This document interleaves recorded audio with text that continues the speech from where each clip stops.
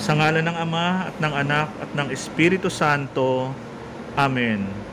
Mapagmahal na Panginoon, sa tulong ni Ezekiel Moreno, binigyan mo kami ng isang huwaran ng katapangan sa panahon ng pagpapakasakit. Bumabaling ako sa iyo sa oras na ito ng aking buhay para sa kalusugan at kalakasan. Amen. San Ezekiel Moreno, pagalingin mo po kami. Sa ngalan ng Ama at ng Anak at ng Espiritu Santo. Amen. Mapagmahal na Panginoon, sa tulong ni San Ezekiel Moreno, binigyan mo kami ng isang huwaran ng katapangan sa panahon ng pagpapakasakit.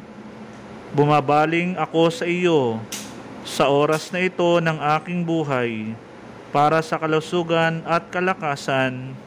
Amen. San Ezekiel Moreno, pagilingin mo po kami. Sa ngalan ng Ama at ng Anak at ng Espiritu Santo. Amen. Mapagmahal na Panginoon, sa tulong ni San Ezekiel Moreno, binigyan mo kami ng isang huwaran ng katapangan sa panahon ng pagpapakasakit. Bumabaling ako sa iyo sa oras na ito ng aking buhay para sa kalusugan at kalakasan. Amen. San Ezekiel Moreno, pagalingin mo po kami.